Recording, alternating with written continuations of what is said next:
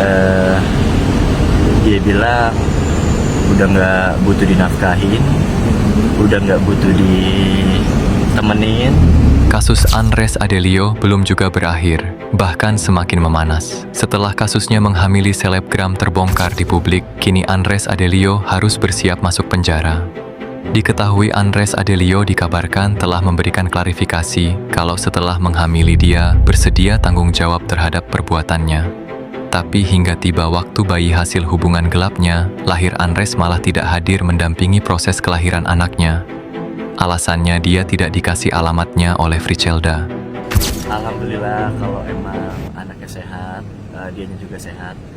Pokoknya aku belum bisa banyak berstatement. Intinya kemarin memang sudah menghubungi, dan aku tegaskan maksudnya aku tuh bukan baru menghubungi pas kemarin baru mau lahirin ya teman-teman ya. Emang udah dari lama kok aku selalu berkomunikasi dengan baik. Kayak yang terakhir kita ketemu di sini juga ya. Karena aku juga sudah menegaskan memang komunikasi baik sudah selalu aku lontarkan, jadi nanti jangan dibilang lagi aku baru muncul dan baru menghubungi ketika baru mau lahiran, ketika udah 8 bulan selama ini. Andres Adelio sudah mau beritikaf baik, tapi ditolak mentah-mentah oleh Frichelda. Bahkan dia seneng kalau anaknya lahir dengan jenis kelamin cowok selamat dan ibunya juga selamat. Kendati demikian, Frichelda tetap tidak mau menerima itikat baiknya Andres dan malah memilih jalur hukum.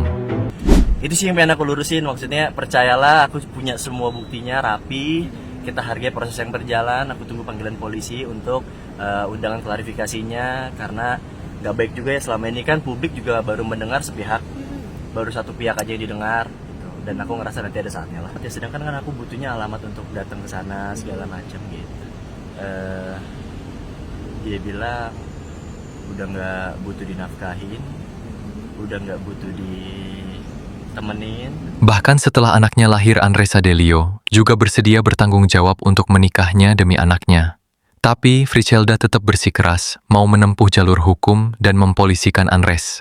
Nggak tahu ini gimmick atau fakta, tapi pasti di balik keputusan Frichelda ada alasan yang kuat kenapa Andres Adelio harus proses secara hukum.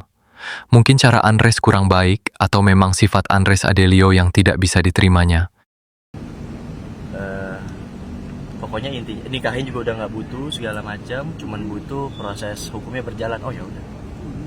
Cuman kan aku tetap, maksudnya aku udah bilang sama dia, aku tegasin lewat chatnya itu, proses hukum biarlah berjalan. Aku tidak akan mengganggu itu, aku juga tidak akan menahan itu. Di sini aku bicara personal. Masalahnya kan kalau kayak gitu kan aku bisa aja nyuruh minta tolong sama penasihat hukumku ke penasihat hukumnya dia. Cuman kan yang aku mau bukan itu mah biarin aja berjalan, nggak apa-apa. Aku tidak melarang dia mau laporin aku, dia mau jalur hukum sejauh mana, aku nggak melarang. Gitu. Yang aku bicarain kemarin adalah ini tentang kamu, aku dan si anak tersebut. Ini personal aja, mau gak gitu. Karena aku juga pengen nemenin, pengen dampingin. Gitu. Cuman kan memang tidak digubris, jadi ya udah nggak apa-apa. Andres Adelio pun sudah mempersiapkan dirinya jika emang harus menempuh jalur hukum karena itikat baiknya tidak diterima dengan baik. Tidak dicontoh, makanya aku nggak mau sebenarnya sampai harus jadi ramai, jadi drama, karena aku sudah ada itikat baik dan keluarga dan pengacaraku sudah ada itikat baik.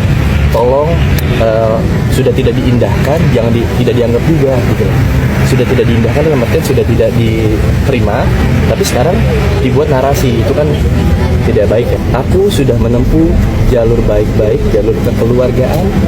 Aku sudah punya kesepakatan dengan keluarganya jauh sebelum viral. Bukan viral yang dia keluar ya, bahkan sebelum yang bazar-bazar itu. Aku kan dibilang pakai buzzer nih, nggak, aku hadapin semua sendiri, nggak ada buzzer-buzzer. Semuanya sudah kita lakukan dan jalani jauh sebelum kasus ini viral.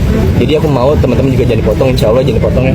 Maksudnya jangan sampai ntar kayak, wah lu baru nongol lu pas keadaan sudah mendesak, pas udah dilaporin. Aku baca tuh, maksudnya kayak, ya lucu. Ya mungkin satu sisi juga karena memang belum ada klarifikasi dari aku, jadi kan orang bisa berat.